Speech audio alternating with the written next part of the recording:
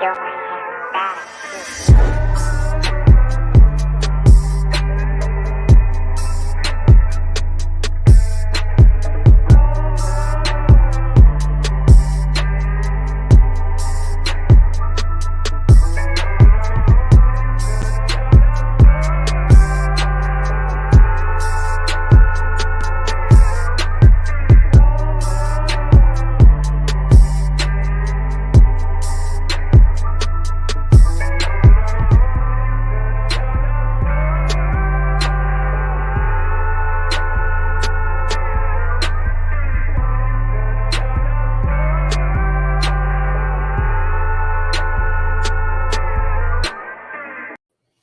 ¿Qué pasa, primates? Y bienvenidos a mi canal. Watashi no namae wa Shane desu. All right, I'm fucking with you. I'm just gonna talk in English from here. I'm Shane the Skeptic, and I'm doing a open topic stream. I guess looks like I actually got a viewer. So shout out to whoever tuned in and is watching. I don't know if I'm gonna keep this stream up or if I'm just gonna kind of ramble, kick it for a bit, and delete the shit after the fact. I see some people do that, and it works out for them. But to start the stream off, cheers.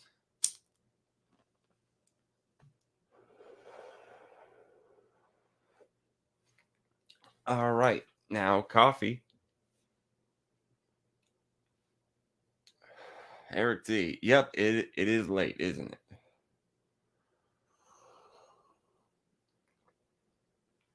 If you're a regular viewer, you might have heard me say at some point before. So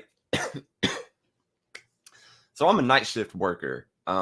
So for me, on my nights off, this is just the time that I'm used to being awake. But it's weird because, human beings are not a nocturnal creature. And like you would actually have to have like a few generations. You'd have to evolve to become a nocturnal creature, right? So you can kind of fix your sleep schedule a little bit to become used to one, way of life. But at the end of the day, you're still a regular ass mammal that is not a nocturnal creature. I say mammal. I guess there are probably mammals that are nocturnal. Now that I think about it, like raccoons. Them bitches are mammals, right? I don't fucking. Are raccoons mammals? They rodents? No, they're too big to be rodents. That shit doesn't matter. I don't know. I guess I got a lot to think about though lately, and something that's on my mind that I guess I'm going to just open up with and start rambling lately. I'm going to open up with something that happened earlier today. So, I went out earlier. I've been going out a little bit more lately, going either to downtown or this area called the Domain, not too far from where I live in Austin. And when I was leaving, the paramedics were at my neighbor's house across from me. And I just heard them knocking and saying, paramedics, right? He's a pretty old guy. He's not like really old, but he's like 65 or so, give or take, right? So anything could happen. He probably called him as like, hope he's all right, but I'm not really thinking too much about it. I'm out for, I'm going to say 5 hours, give or take. Hey, what's up, Ree? Glad to see you here. So yeah, I'm out for about 5 hours, give or take. I walked over to that area and then I got an Uber back. It's far enough that most people wouldn't consider it walking distance, but funny how when you don't have a car, walking distance means a little bit of a different thing to you than it does for people who own cars. So anyway, I come back and it's kind of an awkward thing to tell your Uber driver. Yeah, the house right there with all the police in front of it, because there were like 3 cops out front, right in front of my building. It's just like, these motherfuckers ain't here for me, right? Not really, but. And that's not the first time I've had that happen in an Uber either. It's like, the place all the cops are at. Actually, hold on. Let me see. I might want to change my location, change my drop off spot. No. So I get out and, I don't really like talking to cops. So I don't like walk up to them and ask them anything. But, I figured if they were here for me for some reason, they would see me walk into my apartment. They'd stop me on my way there anyway. So, right. So whatever. Fuck it. I go in. Yeah, not for me. Not sure what happened. But later very shortly after getting back home, I went to check my mail. On the way to go check my mail, um, my downstairs neighbor, his girlfriend is out there, right? And I asked her, I'm like, "Hey, do you know what happened?" She seems like she's like about to, somebody's face is like they're about to like tell you something, like catch you up on something, right? Um, Turned out my neighbor was found deceased in his apartment. He died however long ago, and the people who lived below him complained of an odor. And yeah, they had to drill the door open, get it open, right? Uh, and there he was. So that fucking sucks there too, though. I never stopped thinking about that either. So anyway, this guy across the street, like I said, he was old, but not. Again, he was probably 65, give or take, right? Um, and he's not like somebody that I was super close with. He was my neighbor. When the ice storm happened, I, like got him cigarettes from the store. I remember moral philosophizing about it because I was like, huh, did I do a good or bad thing? Because like I'm lessening the burden of a person by making them not have to go to a store. And then I'm also like giving them something that's bad for them. So I don't know. I don't remember that. But anyway, there was something about it. I was like, there was like a feeling that it gave me that I was kind of just unsure about. Like, I mean, I know what death is, but there was something about this that I couldn't put my finger on about the way that it was making me feel. And I finally figured out what it was. And it was that ultimately, let me smoke a little weed real quick.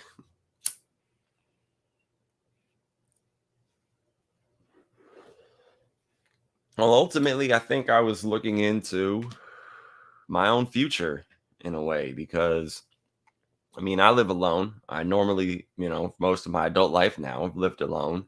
For the first year, a little less than a year that I moved out, I had a house with roommates, but then I got this apartment that I'm in still now.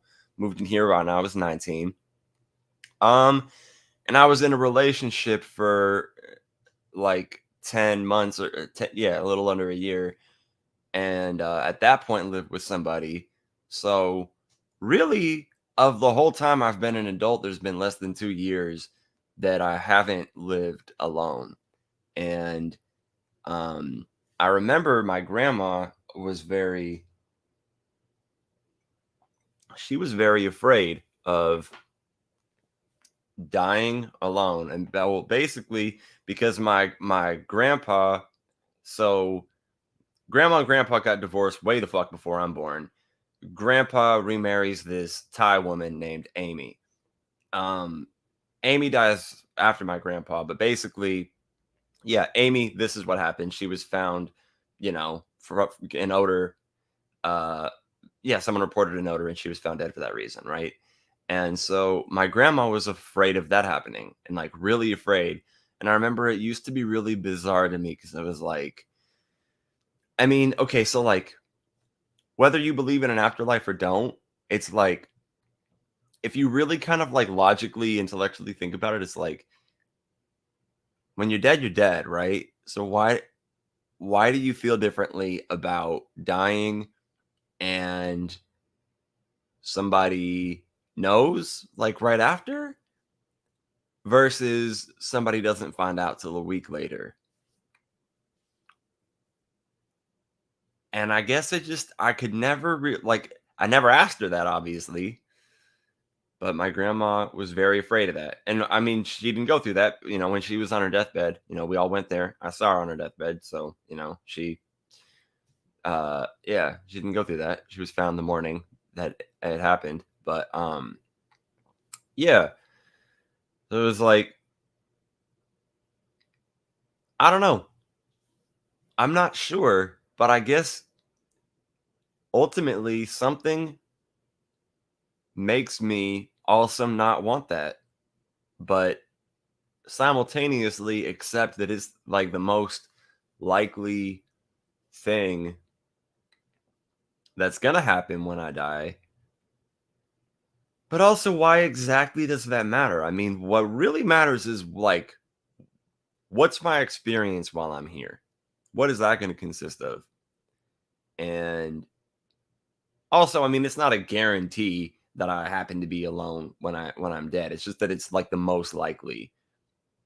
I could die at the age of 28 and happen to be a year deep in a relationship. Like anything could happen. I'm not going to say that I know what the fuck, but yeah, I don't know. It's a interesting thought to me that it's like for some reason there's this element of sadness that I don't know how to say what makes this element another element of sadness. I'm sorry you feel that way. I feel the same way. And I fucking, you know, and that's one of the few contexts in which someone says, I'm sorry you feel that way, and they're not fucking gaslighting you. If someone says, I'm sorry you feel that way in the context of owing you an apology, it's gaslighting, right? But if somebody says, I'm sorry you feel that way about something you're actually feeling through, I don't want to invalidate that because I feel the same way. And what I'm thinking is like, yeah, maybe it is true for both of us. And maybe it's true for neither of us, really. But at the same time, it's like, what's more important though? Not dying alone or before you die having more time to not be alone. And when we say alone, we can mean different things. I feel that half sad and half not. I've always been a loner. Yeah, I kind of struggle with this, but I feel like my only real experience, and thank you, Ree, and I hope you're feeling good too, feeling at terms with things, and we're all good and all, but yeah, I don't know. I don't know so much about being, how would I put this? In a relationship and we don't live together. Because when I was in a relationship, we just fucking immediately moved in like that, given some circumstances. So I see I have another viewer that tuned in. For context, we're talking about death and dying alone. So we're fucking real optimistic here today. Um,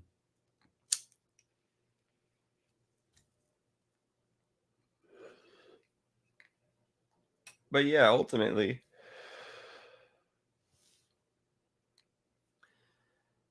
I guess I'm just thinking that we need to start thinking more about I say we because I'm figuring this out for myself, but it's true for everybody. We just need to figure out what the fuck they want to make the meaning of life out to be, because life doesn't have a prescribed meaning to it, and in a way that sets you free. But also, I'm kind of starting to understand a little bit more why like people are so um, scared or afraid or depressed, made sad by nihilism, because nihilism to me is kind of a this is the thing about nihilism. Everybody wants to think nihilism is depressing because then nothing is really good, right?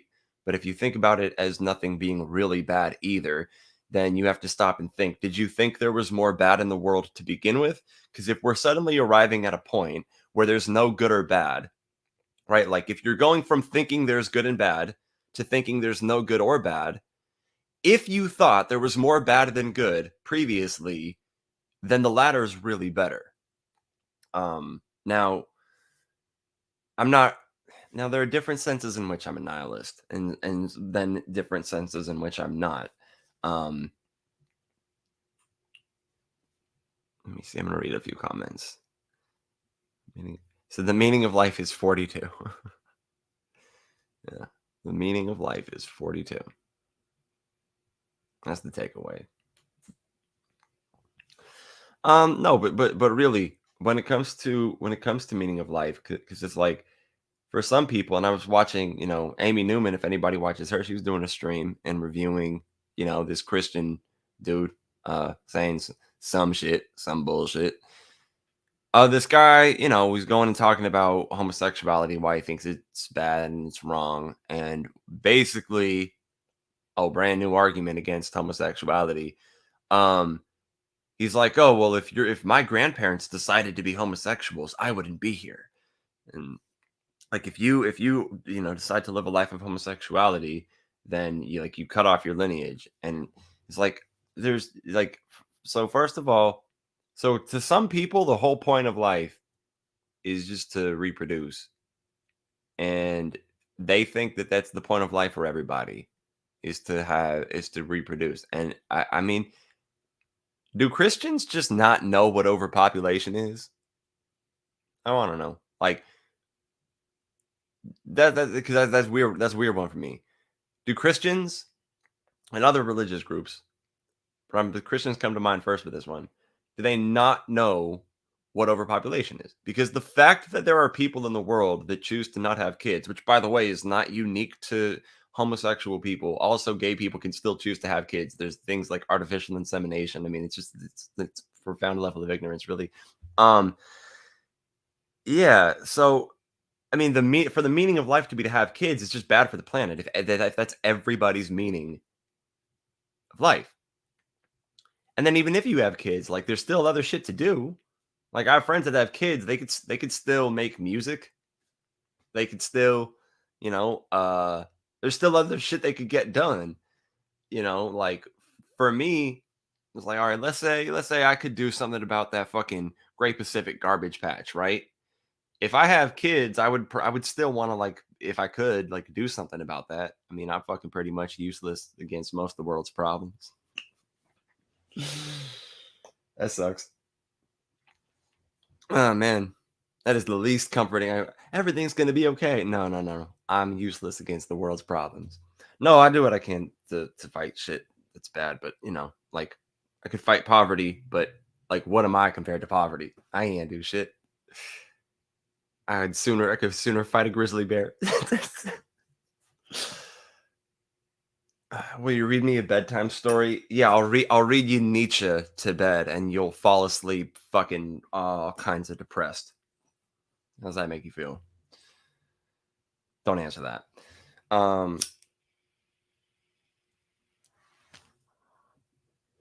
Fuck it. But you know what I'm gonna do? I'm gonna put the StreamYard link in the chat, and that's an option for people to hop in and converse with me live if you feel like it or not. Oh, but yeah, we're talking about some death and the meaning of life. But I'm gonna ramble a little bit more about nihilism and the meaning of life and death and stuff like that for a minute here. So life not having any intrinsic meaning doesn't mean life doesn't have meaning. So that's the sense in which I'm not a nihilist. I don't really think life is meaningless. I just think that we have this sort of task of assigning meaning to life and then finding and fulfilling that meaning. And just because you're able to establish some meaning of life doesn't really mean you're going to therefore necessarily be able to fulfill whatever that is. And you may very well be able to find life fulfilling without really having established exactly what the meaning of life was. But I don't think there's a this is the thing. When people go, what is the meaning of life? I feel like people are looking for this like kind of single answer to that. And perhaps life is a thing that consists of various different aspects, many of which meaning can be derived from. For me, I think responsibility is one area of life that you could derive meaning from. Let's say right now you just can't. What the fuck is my purpose? You have nothing, right? You can't think of anything that you ever live for. And then you go get a dog, right? And now you gotta go feed that dog, right? And now you gotta also keep working. You gotta not only feed yourself, but you gotta buy food for this dog too. All right, now you have a fucking living being that is dependent upon you, and you have the responsibility of keeping it alive and feeding it. So you've given yourself a purpose there. Doesn't mean that it's your only purpose, but that you've taken up of taking one on. Um, I look at work, and this is why I tell people very often that if I probably if I won the lottery or something, I wouldn't just live like a lazy lifestyle. Like I'd still want to work. I'd still want to be productive because it's still just in my nature to be productive because I think it's good for you. Um, I and so like look at it like this. Um, I've talked about this on TikTok a lot, but I don't know that I've actually said this before on YouTube. So like I could look at my job, which is as simple as stocking groceries on the shelf. And um again, not the meaning of life, me working at a fucking grocery store, but a meaning because people can go to this grocery store and they can go buy food off of a shelf because there's somebody like me that's there to put it there. Now, this is not volunteer work, so I don't deserve to be praised for this, as though I'm doing this voluntarily. I'm doing it for a wage, so I'm doing it for my own survival. But the thing that I'm doing for my survival benefits other people in that it provides them this service that I want to live in a world that we have. So we have to have people doing these kinds of jobs, right? So, all right, peace out, Ree. And so, yeah, meaning can be derived from responsibility. And again, responsibility is not going to be the only thing you derive meaning from. Um, love is an important one, but then of course, that's kind of tricky because you can kind of make some decisions about a lifestyle that you're going to live that could lead to you having more love in your life. And love doesn't have to be like the intimate kind of love, though that's an important area of love too. Um, the- for some more than others, but so you have responsibility, you have love, you have for me knowledge with and then like wisdom, like that. There's a lot of fucking meaning to be derived from life right there. Just the ability to keep learning new things, um, while you can, because one day you're not going to be able to learn anything ever again. And um, yeah, so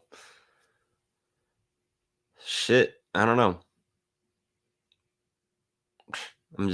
I guess, I've just kind of rambled about death and nihilism and deriving meaning, naming a few things that I derive meaning from because I don't believe meaning to be intrinsic. Uh,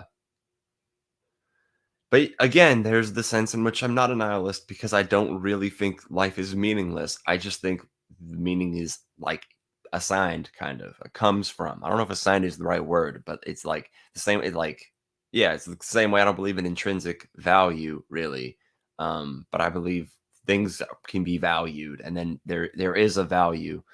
I don't know. It's a tricky one, but shit. All right. I'm probably gonna go at this point and fucking just read some more Nietzsche because I'm in the Nietzsche mood, I guess. But for everybody who tuned in and for everybody who watches later, so far I guess I'll keep the stream up. I mean it's not great, but fuck it, just some ramblings. So yeah, anyway, to anybody watching, I wish nothing but health and happiness for you and everybody that you love. Take care, be safe. Oh wait, I got that fucking outro that I always forgot to do.